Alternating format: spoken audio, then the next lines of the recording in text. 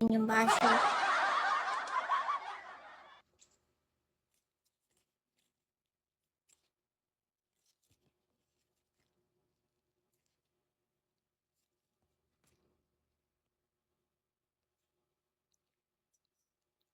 Halos subik.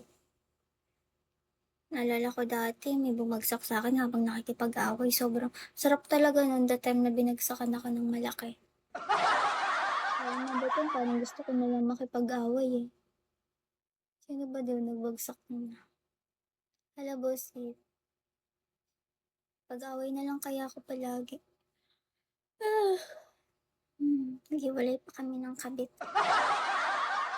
Ay hindi, wala akong kabit. Talagang ano lang, na broken hearted ako sa pera.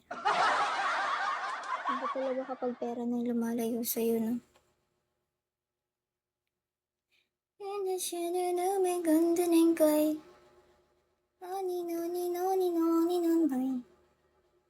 Paano ba manuyo ng Chinese? Di ako marunong manuyo nun eh. At kasi bago ko siya ginanon, bago ko sinabi yun, dapat napadala niya na talaga yung pera. Sino mas tatanggi doon? Pero depensa tinanggihan ko talaga yung alok na yun. Kasi ganito yun.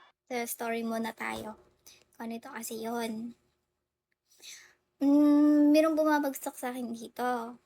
Tapos, gusto nang bilhin yung time ko sa live. Parang mas gusto niya mapaiksi yung, ano ko, yung oras ko. Para hindi ako mapagod. Parang ganon. So, gusto niya bilhin yung oras ko. Para hindi na ako mag-live. Yun yung gusto niya. Ang tapos, hiningi niya yung Gcash number. Ang bobo ko kasi sabi ko, hindi ko yung Gcash number. Sabi ko sa tito ko yun. Tito yung number, hindi yun akin yung Gcash. That sinabi ko na lang na ID number. Ano, ID number na lang. Dapat ID number lang yung gamit, pero akin yung Gcash. Hindi ko ginamit yung utak mo. Sayang talaga yung 10,000. Pera na yun eh. Pera na yun eh. Diretso pera na yun eh. Wala na. Hindi ko ginamit yung utak ko. Puro burot. Puro ano kasi. Puro madudumi yung naiisip ko. Hindi ko kaano. Tanganan nito ni Jojo. Hindi pinagana yung utak. Tapos, magpa-first naman yun eh. Magpa-first yun. Hindi ko alam anong kapalit kapag binili niya yung oras ko.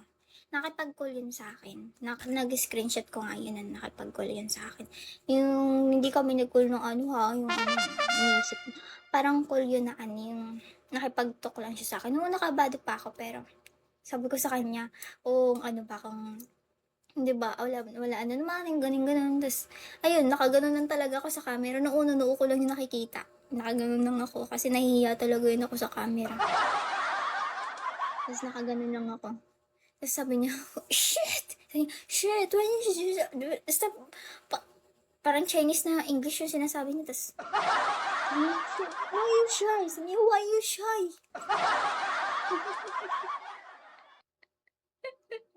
Chinese yun. Oy, pag Chinese, hindi sila nag-iisip pagdating sa pera. Auto bagsak, auto bigay, parang ganun. Never sila nag-iisip, hindi sila nag-iisip pagdating sa money. Like, looking kagad nila ng, do you wanna money? Siyempre, sinabing tatagli sa pera, pera na lumalapit sa akin eh. Siyempre, nung una inalok niya yun ako, sabi niya, isa-surprise niya nga ako eh. Hiningi niya yung Gcash ko. Meron daw siya ibibigay sa akin na something. Nang una, ano kayang something na yun? Alam ko naman pera yun, Gcash yung hiningi niya. Tapos, syempre, i-first niya yun, ibibigay niya ng una yun. Siya yung magpe-first nun. Ang bobo ka lang kasi, sinabi ko kasing, I'm not ready. I'm not ready. Hindi pa talaga ako handa sa ganun kasi hindi naman talaga ako gumaganon eh. Syempre, nung una talagang hihingi sa akin, sabi niya, do you have a Gcash? Sabi ko, yeah, I have this, but I don't need money. Ikaw na need money! Kasi kailangan ko talaga yung kuta, hindi talaga yung pera. Ang kaso naalala ko, so, ibig sabihin, kapag kinuha ko yung pera dun, eh di magdudubli yung pera ko, 'di ba? Meron akong 10,000, meron na pala akong 20K. Nasaan na siya, wala na, kahit anong suyo kong gawin, wala na talaga. Sabi niya sa'kin, ano lang, basahin ko. Sabi niya, sabi niya nga sa'kin, bakit daw ako humihingi ng sorry? Like, wala naman daw, sabi niya sa'kin, I already told you I am, parang Tagalogin ko na lang nga lang. Sabi niya sa'kin, bakit daw, ano 'to, sabi niya wala naman daw masama at di ko naman daw kailangan humingi ng sorry kasi hindi ko daw kailangan maranasan yung gano'ng sitwasyon dahil nga daw sa bata pa ako, and hindi ko daw talaga kailangan maranasan yun. Sabi ko sa kanya, "Galit ka ba sa akin?" Sabi niya, "Hindi naman daw siya galit, bakit daw siya magagalit?" Sabi ko, "Hindi ko naman daw kailangan maghingi ng sorry." Sabi niya, parang maling person lang, parang gano'n. Inamin niya nga sa'kin, sabi niya, "I like you." Nung nag-call kami niyan, oo na, bababa ko na yung kulit tapos nakatitig pa rin siya sa'kin. Nakagano'n siya sa'kin tapos sabi ko, "Why?" Sabi niya, "No, no, no, no, no." Sabi niya, "I look at you." Ay, hindi, pero basta yung sabi niya tumitingin daw siya sa'kin. Sabi ko, ta's sabi niya, naano daw siya na first, anong tawag yun? First, first, ano nga yun? Ang hirap kaya sabihin yung I like you to kung di mo naman talaga gusto yung tao na. Parang wala lang, parang ang hirap ano ng tao lalo na kung di ka talaga sanay. Kung you know what if ako yung pinaka-ano, oo, na love of first sight daw siya, sabi niya. Siguro nga, kung ako yung tao na sobrang sanay manloko ng tao, siguro tangina, kahit di na siguro ako mag-live, tangina, paldo-paldo ko sa pera, pero hindi ko talaga kaya yun. Pero kung sa Pilipino ko ginawa yun, wala. Ayoko ng, pag sa Pilipino, mahirap talaga din yung Pilipino kasi, sila panon kayo patigasan kayo, papridean kayong dalawa kausap ko siya, pero sinusuyo ko siya, pero hindi ko alam paano manuyo ng Chinese.